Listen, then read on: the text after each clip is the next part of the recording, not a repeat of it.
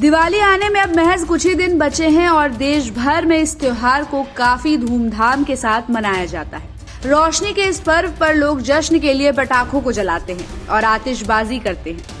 हालांकि दिल्ली, एनसीआर और मुंबई जैसे कई इलाकों में बढ़ते प्रदूषण को देखते हुए कुछ पटाखों को जलाने पर बंदिशें लगाई गई हैं। पटाखों को जलाने पर पाबंदी का जिक्र हाल ही में सुप्रीम कोर्ट के एक फैसले में आया है। ऐसे में हमें जानना चाहिए कि आखिर किस तरह के पटाखे प्रतिबंधित किए गए हैं और सुप्रीम कोर्ट का निर्णय क्या कहता है। बीते मंगलवार को बोरियम युक्त पटाखों पर प्रतिबंध को लेकर सुप्रीम कोर्ट ने अपना आदेश दोहराया था। शीर्ष कोर्ट ने कहा कि बोरियम युक्त पटाखों पर प्रतिबंध लगाने का उसका आदेश हर राज्य पर लागू होता है।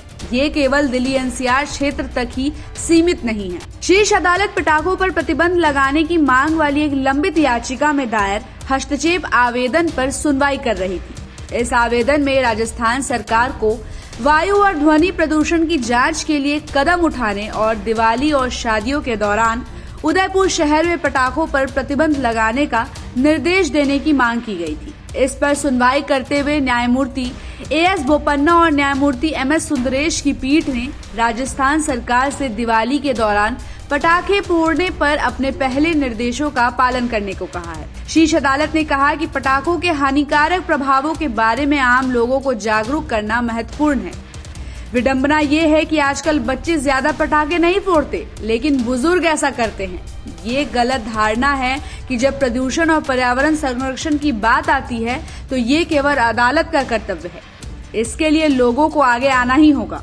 वायु और ध्वनि प्रदूषण का प्रबंधन करना हर किसी का काम है। अदालत ने आवेदन को लंबित रखते हुए कहा कि आवेदन में कोई विशेष आदेश पारित करने की आवश्यकता नहीं है, क्योंकि अदालत ने वायु और ध्वनि प्रदूषकों की जांच के लिए कई आदेश पारित किए हैं।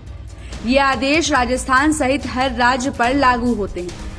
सरकार को न केवल त्योहारी सीजन बल्कि उसके बाद भी इस पर ध्यान देना चाहिए। इस दौरान हस्तक्षेपकर्ता के वकील ने कहा कि वो केवल राज्य सरकार को ये निर्देश देने की मांग कर रहे हैं कि इस अदालत द्वारा पटाखे फोड़ने पर लगाया गया प्रतिबंध दिल्ली एनसीआर तक ही सीमित नहीं है, बल्कि राजस्थान पर भी लागू है। राजस्थान सरकार की ओर से पेश वरिष्ठ वकील मनीष सिंघवी ने कहा कि राज्य ने आवेदन पर अपना जवाब दाखिल कर दिया है। राज्य सभी अदालती आदेशों का पालन करेगा, लेकिन ये समाज की सामूहिक चेतना पर निर्भर करता है। इन सब के बीच आपकी दिवाली फीकी ना हो, इसके लिए हम आपको बताएंगे कि किस तरह के पटाखे फोड़ सकते हैं।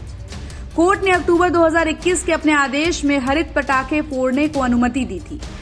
दरअसल ग्रीन पटाखे ऐसे पटाखे होते हैं जिसमें हानिकारक रसायन नहीं होते हैं। खतरनाक तत्वों की बजाय ग्रीन पटाखों में ऐसे घटकों को डाला जाता है जो वातावरण के लिए कम खतरनाक और कम हानिकारक होते हैं। ये पटाखे कम हानिकारक रसायनों का उत्सर्जन करते हैं और जलवाष्प भी छोड़ते हैं, जो धूल को दबाने का काम करता है। बाकी इस पे आपकी क्या राय है? अपने हिस्से की राय हमें कमेंट बॉक्स में जरूर बताइए और ऐसे ही खबरों के लिए देखते रहिए समय डिजिटल।